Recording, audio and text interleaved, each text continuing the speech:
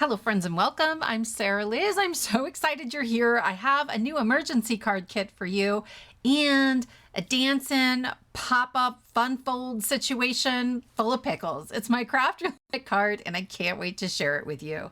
Let's take a look at the kit. So she's a little one, but she's kind of a big deal. I've been thinking about a pickle kit for so long, and today is the day. We have 4 sentiments. You're kind of a big deal. Party pickle in the house. Happy birthday, pickle. You're delightful. There's a printed circle here that's a little bigger than 1 3/4 of an inch, so it just helps you get your punch or your die centered.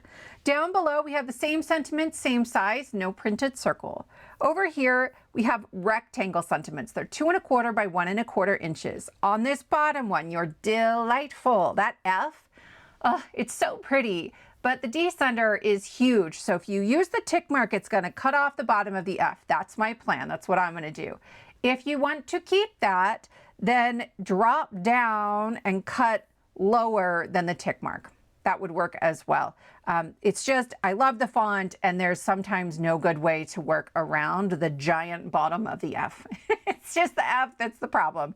Okay, up here, strip sentiments that are 3/8 of an inch, and so you'll use the tick marks to cut those out. We have one additional set of sentiments. Happy birthday, it might be time to pickle you for a preservation, you know? So this first page is completely free. You can download it from my Patreon. Beneath the video, you're going to click on more and it will unpack that description box, and it's all the same information as normal, right? So we have our emergency card kit playlist at the top to help you find all the freebies, then any supplies that we've used, and then we'll get to kit related things. So it's going to link you to the exact post that you need in Patreon, and right below that, a video tutorial showing you how to join for free if you haven't done that already. If you are a paid member at any tier on my Patreon, you also get this second page that has all those same sentiments, but with white text on a black background. Then finally, to make everything really quick and easy, this is the card sketch that we're using. It's from Kit 14. It's one of my earliest kits. And it has our card sketch on the front with all of our measurements, but then it also has this second page with pop-up card bases. And so we're gonna use option 2. It has all your measurements and score lines. We'll walk through it together, but I will link the entirety of Kit 14 in that same Patreon post. I will also link back to all the other videos where I've made this style of card because it's one of my all-time favorites. Shout out to Justine Dvorak. I will link her YouTube channel below because she reminded me of this one because she found it and loved it too. So let's get started. Let's make a card. So I'm using this die set that is the bonus item in the All Crates Clubs for April 2026 at Spellbinders. I know most people will not get that because you have to buy like the big bundle. So I'm going to link below to every pickle related stamp and die I can find. All right, because there's others out there. Then the smart glasses, I cut some sunglasses. If you didn't want to do glasses, I grabbed eyeballs from Dancin Douglas. I grabbed the feet from the Chatterbox. And then from here, I also grabbed arms from the Let's Do Brunch. I have in my organizational system what I call character builder die sets. Okay, and so I just grab different arms and eyes and hands and feet from whatever I have. This isn't about using exactly what I'm using. Any Dancin die will work for the bottom, right? Any pickle stamp or die, you can probably make work here. Gina K has some, Spellbinders has this one, Concord and Ninth has some, Lon Fawn has some. So see what you can find. I'm just going to assemble piece by piece and kind of walk you through how I did this mix and mashup. I did the pickle first, right? So I have a top layer in light green and a back layer in dark green, and you'll see there's an extra piece. We're going to need that. Then the feet for the Chatterbox. These come together really quickly, but you can see I have extra of those light teal pieces. If you have a swinging item like this, a Dancin die, the heavier it is, the better it swings. When it's just a couple thin pieces of light cardstock, it doesn't move very well. So I like to stack that up. These feet will fit behind the bottom of the pickle, but just barely. It means I would have to get the button I'm going to use to glue that on there perfectly centered, and I didn't want to have to worry that much about it. So I just used my scissors and trimmed around the top of it. There's still enough cardstock there that it's not going to fall apart, and we're stacking it up 3 times. My black cardstock is 110-pound cardstock. This is maybe overkill. It's more important that the feet be heavy than this actual swinging mechanism, but I have room back there, so I figured I might as well stack it up. We'll make it super sturdy, and it will definitely swing beautifully. So I'll stack all 3, and then I will trim off a layer on this one as well. Next, I went to add the shoes to the feet, and I wasn't paying attention. I just have like the little legs sticking out of these giant shoes, and you can do that. Like, it looks cute enough, but actually the very top of those black round pieces at the bottom are like the actual feet, and they're supposed to stick out the top of the sneakers. They fit on there perfectly. There's deboss detail to show you where they go. I was just in a hurry. To stack up the shoes themselves, I did add a layer of thin foam in places where I don't have that black cardstock overlapping, just to even it all out, or it was going to get kind of wonky back there. So I'll glue that together, and then I'm going to stack one more layer of those shoes behind it. Next, we're going to work on the placement of our feet, and I'm just lining everything up, making sure it looks like it fits nicely behind there without having to stress about it. And I'm going to use this button to create like a place for them to swing and spin. I would do this differently. I am adding that button onto the back pickle, right? And it's going to sandwich between the two.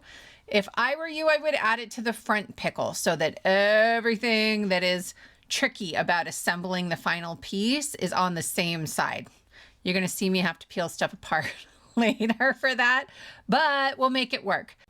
Next, we're going to decorate the pickle himself, make him super classy. We're adding a pair of sunglasses I cut from the same teal as the shoes. They are super thin, so I just added glue all over the back and tapped it off on my little silicone mat, so I wouldn't have glue oozing out everywhere. But then for the insides of the glasses, right, I cut them twice, once for the frames and then once out of black for the insides. I just put the glue straight on the pickle. That was easier. I wanted to give him Dancin hands, so actually it's the same arm and hand, but one is tilted up and one is tilted down, and I stacked those up 3 deep so that when the card is coming in and out of the envelope, they are sturdier and won't get crushed. So here's our card base, 11 inches by 4 1/4, and I'm going to put this in here and score at 1 inch, 1 1/2 inches, 2 1/2 inches, and 3 inches. Then I rotate and do it again. 1, 1 1/2, 2 1/2, and 3. Okay, that's it. That's all of the scoring. But I do need to trim off a tiny little sliver from either side. If you don't do this, it doesn't pop all the way up. It gets a little wonky. Okay, so make sure you're trimming a sliver. It's less than 1/8 of an inch. All of our score lines are valley score lines, and I'm going to fold them and I'm going to burnish them. I'm using an 80-pound cardstock. I highly recommend like an 80 or even a 65 here. At 100 or 100-pound cardstock, this gets really bulky. Okay, my pickle's really bulky. Maybe it doesn't matter, but just like a word to the wise. There's a lot of cardstock here. Okay, so all of them get burnished, and then both sides sort of roll up into a box. We are making a craft roulette card, and so that box is going to let us create a bridge. But I also need to hit the parameter for swiping. So I'm bringing in 2 shades of teal ink from Catherine Pooler, and I am swiping onto some white cardstock. I got some weird splotchy stuff. I'm not that worried about it. It will mellow out a little as it dries, and then I'm trimming it down into thin little strips so you can see them on the right. Next, we need to glue our card together. So I'm counting to the 2nd score line and I'm folding, okay? So I have 2 sections there. I'm using my pencil to show you there's a larger section, that's the edge section. It's about 1 inch, and I'm gonna add glue only onto that 1 inch section. I am not crossing either score line. Then I'll fold on the closest score line to the right, fold everything flat, and now it creates this little box. I'm going to do it again on the other side. I count to the 2nd score line and fold. Then on that large section, right, the edge section, I'm going to add glue. While I'm doing all of this, I'm making sure that things are flat when I adhere them, so I know to fold flat into my envelope. So I'm folding on the score line closest to the right, and then I'll press everything flat. And now I have my 2 boxes, but you can push those boxes flat and put it in an A2 envelope. Stands up beautifully on display. I have 3 pieces we'll add as layers, starting with this white shimmer cardstock. It's 2 3/4 of an inch by 4 inches. And this is going to give me a little pink border all the way around on the inside of the card. To me, I have to roll up those boxes before I set that in there, or I never seem to get it perfectly centered. Before we add our other 2 pieces, we need to create our bridge. So I have a 1/2 inch strip of acetate, and it is about the same width as our card. There's foam all over the back of our pickle, and I've already removed the release paper. And I am setting him on top of that piece of acetate so that he's at the angle I want him to be, right? That acetate I made sure was parallel to the bottom of the card. That's how I want my bridge to appear. And then I go to add the back of the pickle and realize I haven't left room for my button. This is why I was like, probably put the button on the front of the pickle, not the backer piece, because it's really easier to put the pickle on the acetate that way.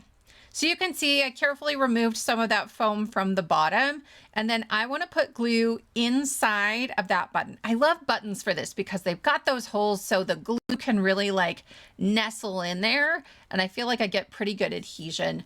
The quicker, easier way to do this is with a Pear Blossom Press snap inside, but I've used those a lot lately. I know not everyone has them.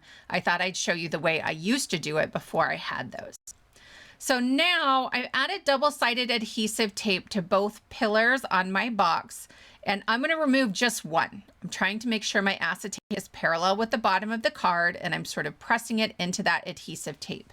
At this point, it was a little long, so I trimmed it shorter. Then I'm going to pull up the release paper, and I want to press both boxes flat when I adhere this to make sure the whole thing will press flat to fit in an envelope. Without that, it might not. So that to me was the trickiest part of it, just getting the pickle on the acetate and the acetate on the card. But now it's all easy stuff. I have 2 strips that are 3/4 of an inch by 4 inches. So again, I'll get a nice pink border all the way around. And I'm just going to add those onto the pillar of my cards. It's going to overlap then any of that double-sided adhesive tape we put on there, and it will cover up where the acetate meets the box. So it almost becomes invisible, especially because a lot of this is light cardstock. If you have acetate over black, which is why I had that black piece there, you can see it really well. But against light cardstock, now he's like floating in midair. I am going to add a sentiment from our new kit. So I have a 1 7/8 inch circle. You could use 2 inches instead, and I'm just going to glue that to the pillar of my card. I'll press it flat to make sure I can really get great contact there.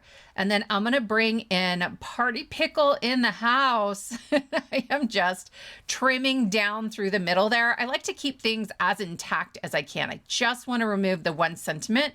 I used my 1 3/4 inch punch, and then I'll add some glue and add that onto my card.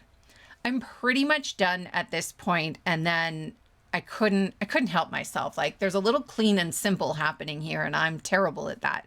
So I'm going to grab my gold watercolor paints. I'll link these below.